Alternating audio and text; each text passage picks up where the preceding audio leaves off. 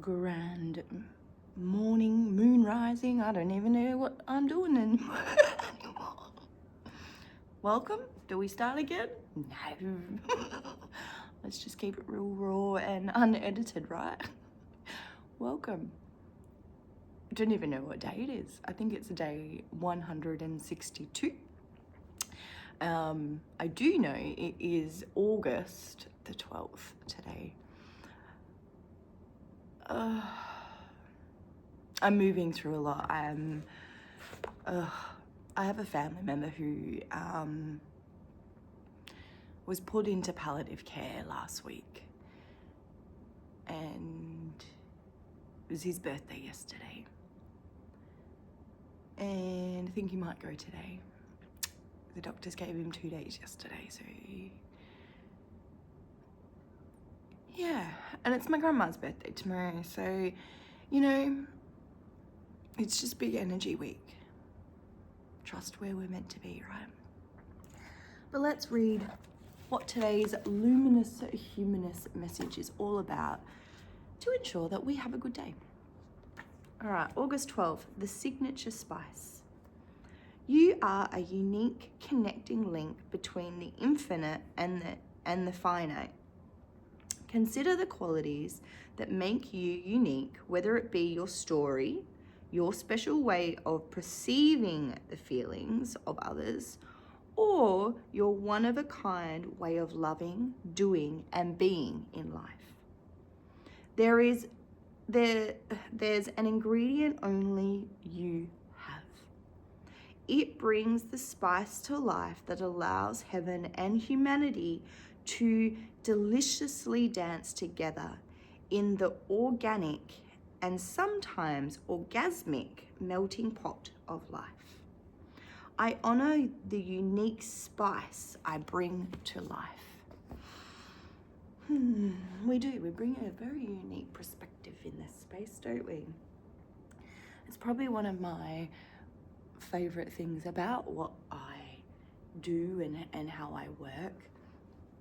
And I think I wouldn't be in business for as long as I have been without the unique gift that I bring.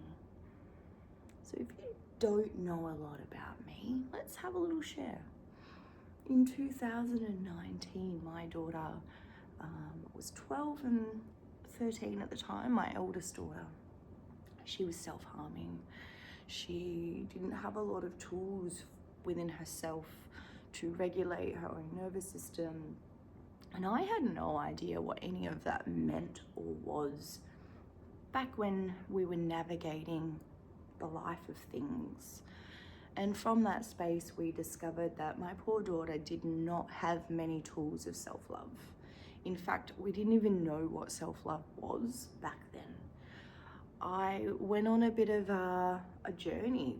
I started seeking out people like myself, healers and readers, to help me make sense and understand the situation that I had found myself in, right? And as a mum, I carried a lot of heavy energy when it came to the stories that my mind was sharing with me on, you know, how this was my fault that my daughter was doing the things that she was doing. That story was then reconfirmed by people I know, which was really sad. I had a girl that I was quite close with who didn't like the behaviours or patterns that I was doing, which was fair. They weren't great. I'll own that one. But instead of talking to me and having a conversation with me, she decided to bitch about me. She decided to ring her friends and gossip about me and spread rumours, and that was really hurtful. And then I think the most hurtful thing that this person had done to me in that point of time was then comment on my post asking for help and said that I was the reason my daughter was hurting herself. As a mum, that was probably a really, really hard pill to swallow. And I won't lie, it put me in a really, really dark place as a parent. I'm pretty sure in those points of my life I was a little bit suicidal, especially having public commentary on what I was doing and how I happened to be navigating it, not having any tools to walk through what we were walking. And through that, I discovered how little toolbox we had. It's probably the best way to explain it. And so from there, I started Googling things. I needed to know how to fix my own life.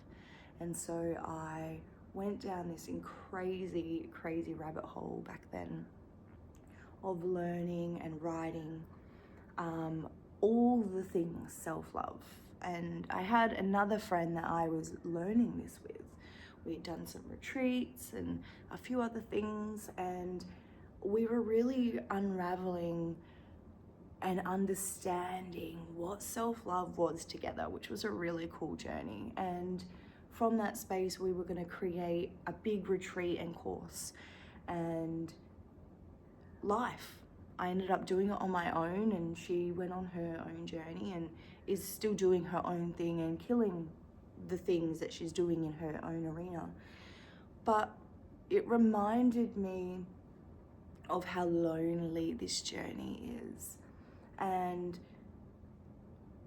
how little we know about self-love. So I went learning.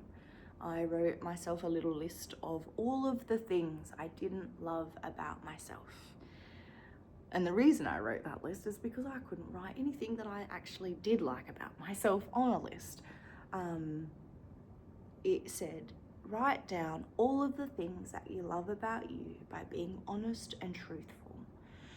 Write down, the qualities or the aspects that you love about yourself without your job title or your responsibility.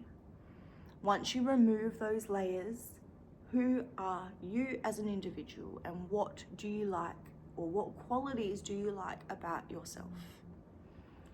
Where I was in my life, I was pretty low.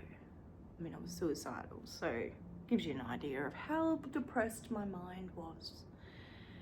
And I didn't feel like I was a good friend because I was still gossiping about others. I didn't feel like I, was doing the things. There was a lot on that list, let me tell you. But I know the biggest one was the gossip one. And what had happened, I'm going to tell you all of the stories today. A friend of mine had lost her husband and was remarrying. And we could all see her rushing into the relationship because she was alone. She was grieving. And we all make choices like this. We're human, right? And in that space, I had choices. This is why I speak about choices so often, because I had a choice in that moment. I could help her or I could hinder her journey. And that's where my head went.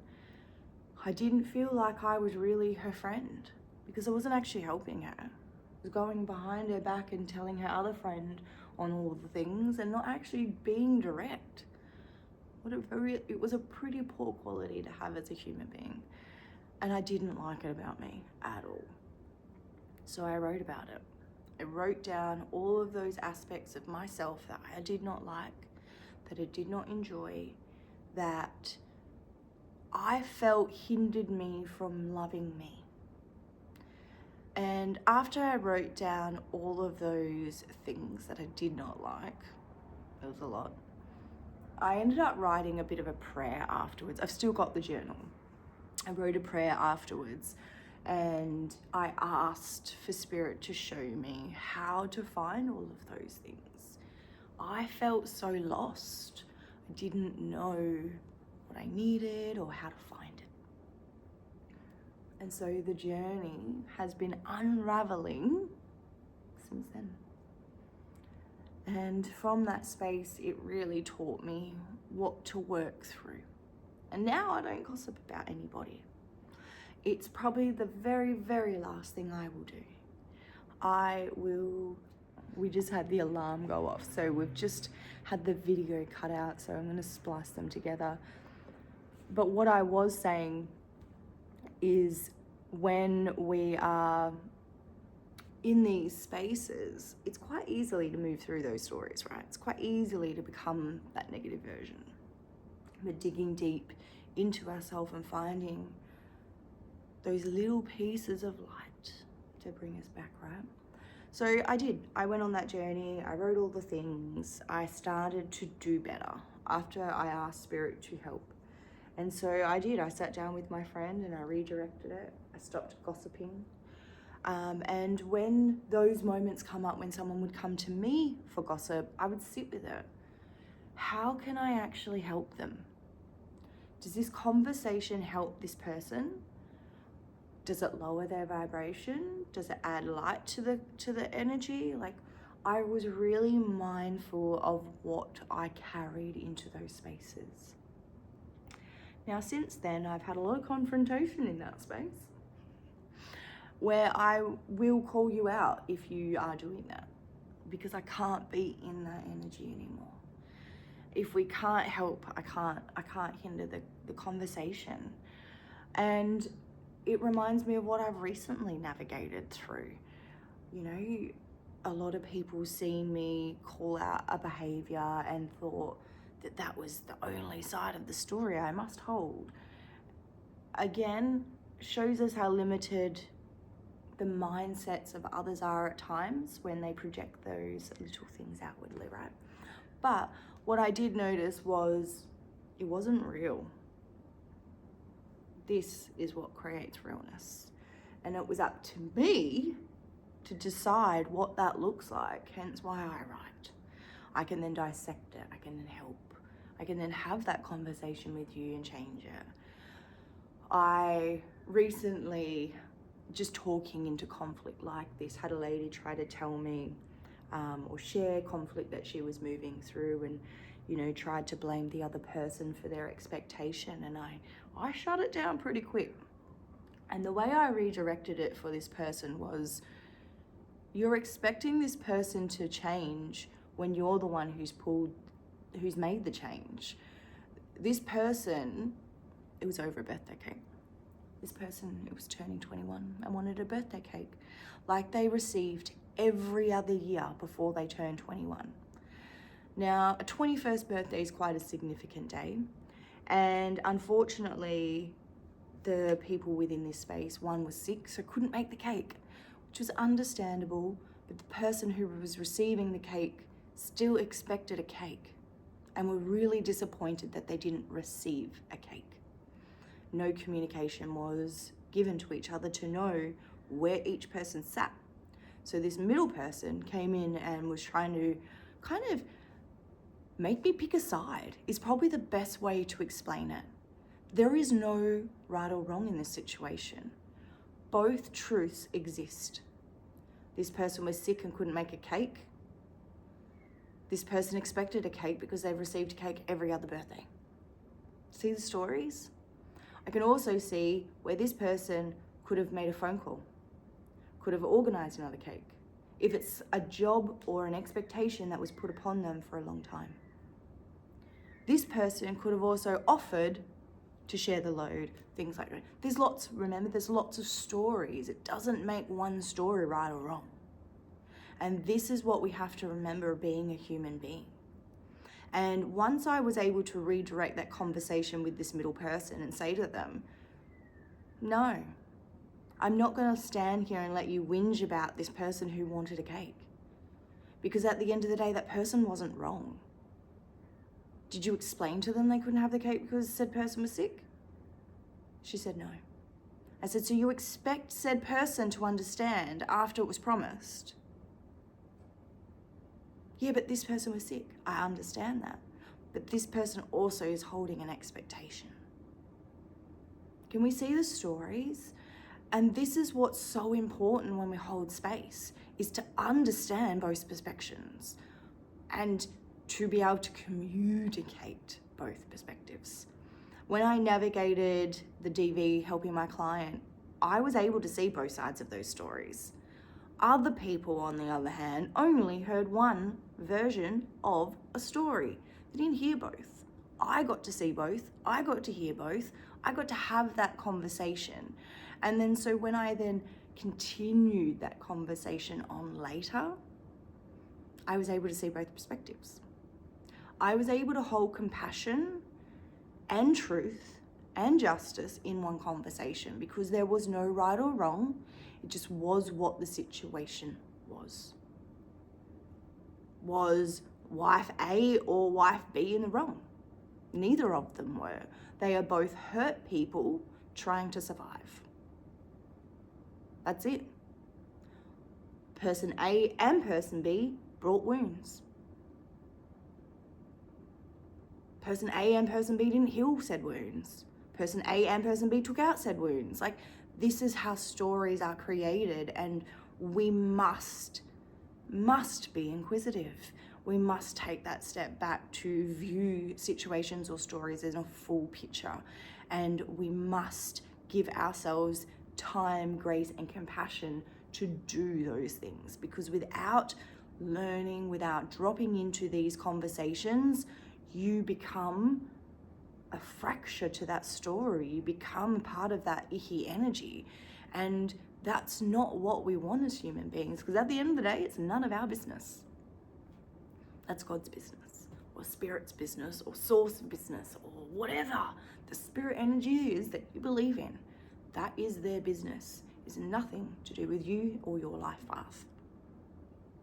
You can learn from it. You can maneuver around it. You can walk with it. Walk through it, walk around it, walk up it, walk over it. Whatever it is that you need from those spaces is human free will.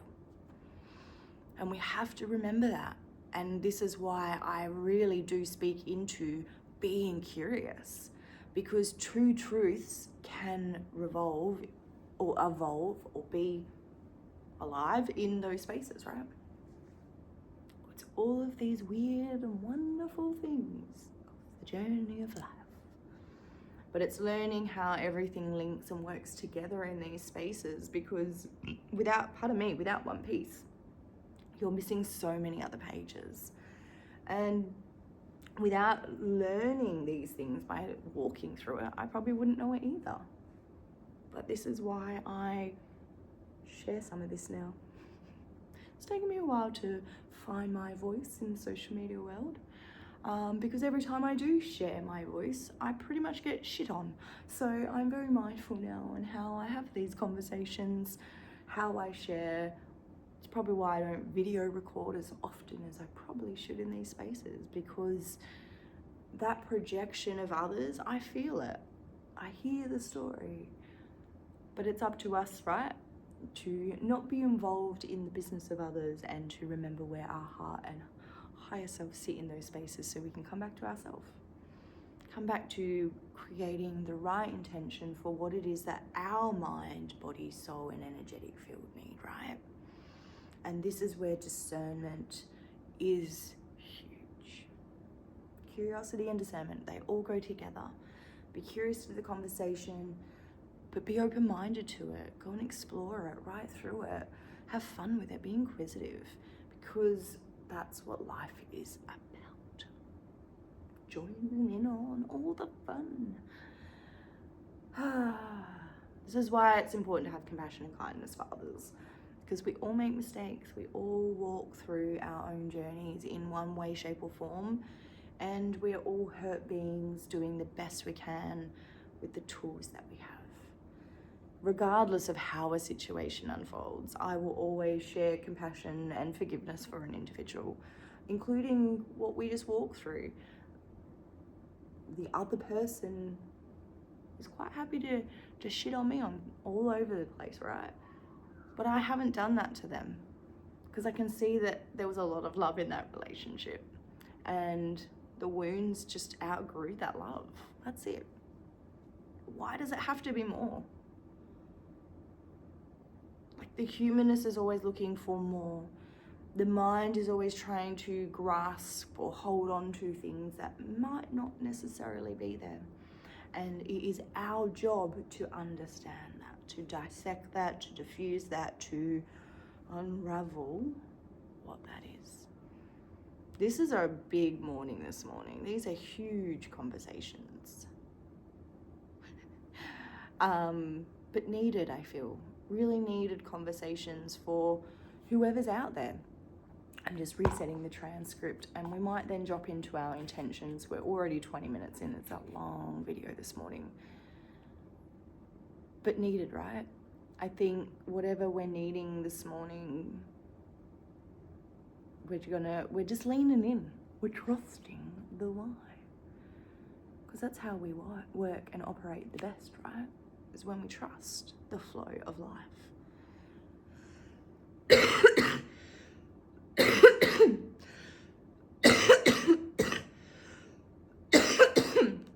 Excuse me. Let's create our intention. Let's imagine those beautiful golden cords coming from the bases of our feet.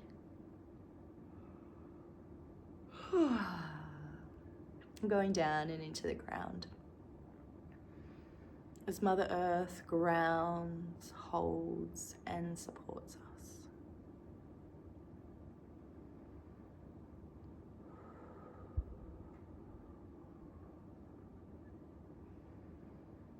It's allowing all of that heaviness to fall away from the shoulders. Allowing us to feel grounded in present in who we are. Today we ask that we cleanse, clear, and remove all negative energies, enemies, entities, thoughts, forms, influences, hexes, curses, spells, psychic attacks and attachments from our mind, our body, our soul, and our energetic field. As we return all of these negative and lower vibrational energies back to the light with love, with healing, and for clearing.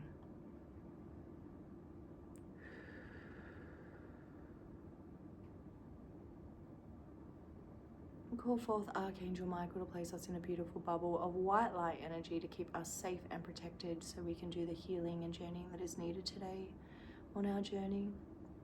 I ask that I'm placed in a golden suit of armor with reflective mirrors to ensure that no negative or lower vibrational energies can penetrate any of the healing or guidance that I receive today. May my heart connect to honest and truthful guidance that helps me move forward freely and confidently each and every day. And may I know that I am exactly where I am meant to be on my journey moving forward.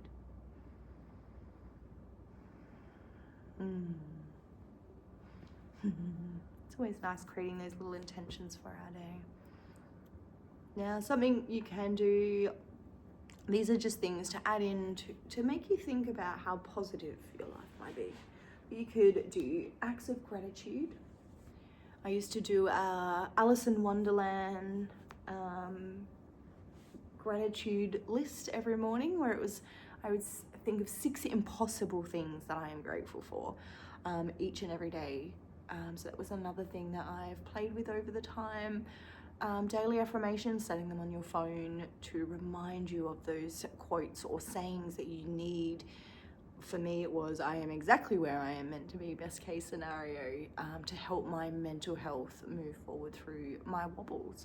But each of us is different, so find your non-negotiable. Every human being has a list of non-negotiables that we need to tick off each and every day to make our mind, body, and soul feel like we've actually done what we're here to do. Without doing that, you go to bed feeling like you've missed something. And it is a huge part of what I teach in our self-love course, of helping you understand and learn what your own non-negotiables are, so you can understand and learn what you need fundamentally as a human being to survive, to have a happy, healthy mind, and all of those wonderful things through our self-love course. Have the most incredible, wondrous, beautiful day. And I'm so sorry today was so long. Clearly the message was needed, so I am trusting the why. I love you so much. Hope you have the most incredibly blessed day that you've ever had. send a little bit of love to my family today as we move through grief. He's a significant man and he's going to be so incredibly missed. Much love to you all.